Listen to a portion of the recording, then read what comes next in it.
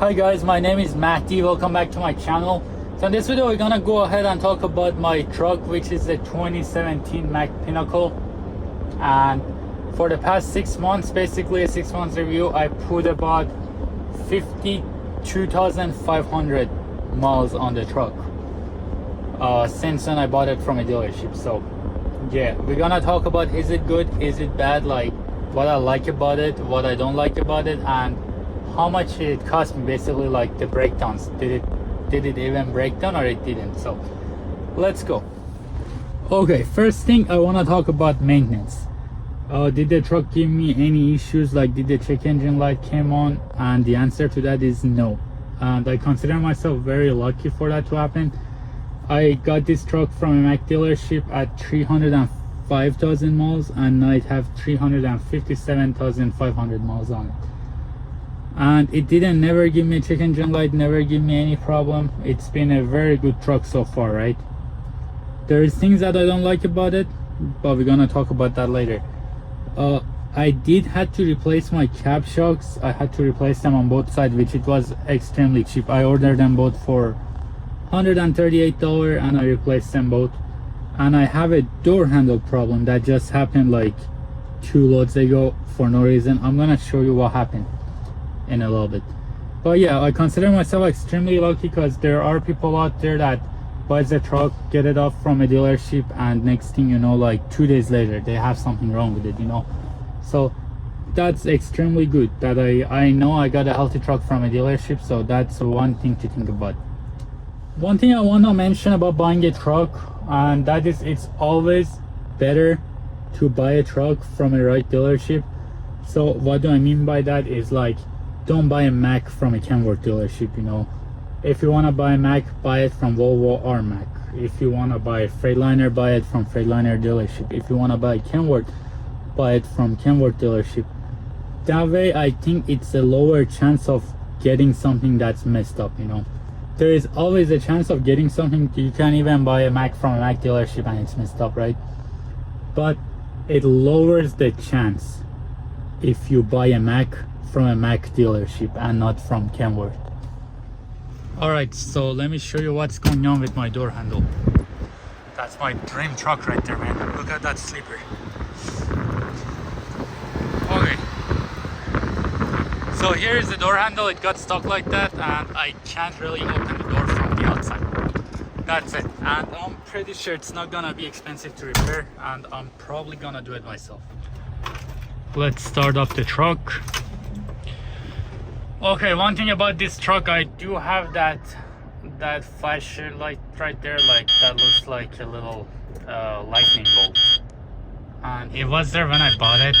The dealership said they don't know what's wrong with it, and then I was like, it's okay, still, like, remove it before I get it, you know. So they did remove it, but like 2 days later it came back on. But look, it's about to pop on. Look, it takes a couple seconds and then it jumps up. Actually, oh, it did. Okay, yeah, sometimes it does, sometimes it doesn't, you know.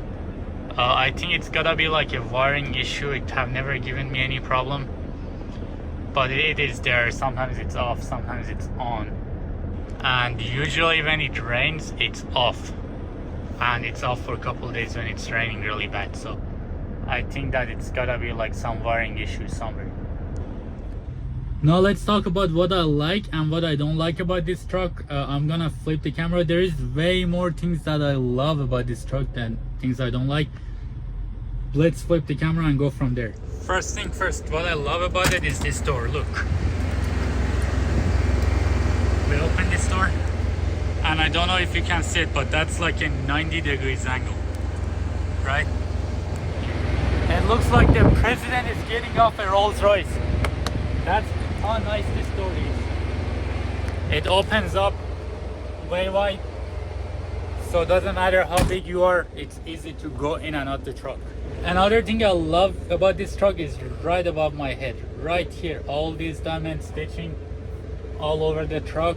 It makes it look beautiful, makes it looks nice, feels nice, look good from the outside. When somebody's looking in, it's like perfect. I love it.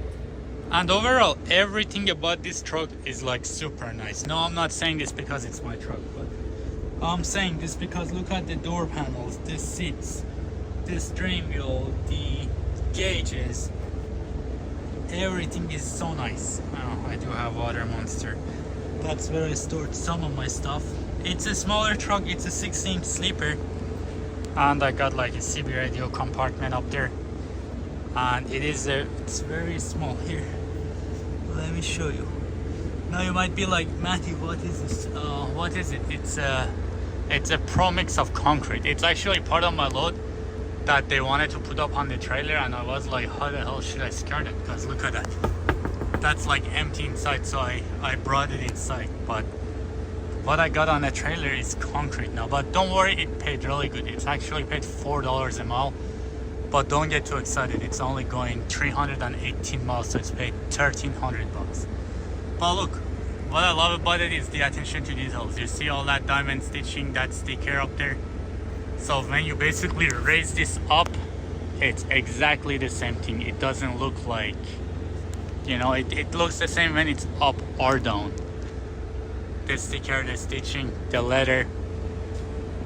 And here I do have a closet. Another thing I love about this truck is that it doesn't rattle, and the reason it doesn't rattle is because the closet doesn't have any doors to them. None of them, even this one. I do have my stuff under. Lotion is obviously for moisturizing. Hands, toes, knees, elbows. And I do have my kitchen in here. All the cooking stuff, all the eating stuff is right over here. That's where I store everything. So I love this, and I hate it also because I bump my head into it all the time. My office over here, the space of paperwork and stuff, and the clothes. And here is the bedroom. Here's what I sleep. I mean, I've been out here for like 26 days, so it doesn't look the best right now. Usually look better than that. What else? There is other thing I love about it. Let me see. I love that it has an APU in here. It makes it nice and cool at nights, and it's only got 1,857 hours on it. Plus, I love the carpet that it has. Look at the attention to details. You see that? That's crazy. I love it. Other than that, I like the carpet. And the carpet is also everywhere. Over here I got the carpet. In the closets I have the carpet. Here, let me show you. It's hard to see, but you see it's all covered in carpets. Same as that. What's up with the empty bottles? I do like to take them to the recycled green trash cans, so that way we don't destroy the planet. And let's go to the stuff I hate about this truck. Okay, and these are the things I don't like about it. First thing first is the mirror. This not very aerodynamic mirror. So what's wrong about them? One thing, that they don't fold, right? If you accidentally hit something, that the whole setup is completely gonna be destroyed because the way it's holding onto the truck, right? It's not like that Freightliner right there. You see, if you hit something with the mirror, it folds right in, but this one doesn't. Another thing about the mirror, it only moves left and right, and it does not move up and down. So it would be nice to have a mirror that goes up and down sometimes. To adjust that, I have to go like get my seat up and down. And one thing about the seat going up and down, look, the seat goes way up. Here, let's see. Look.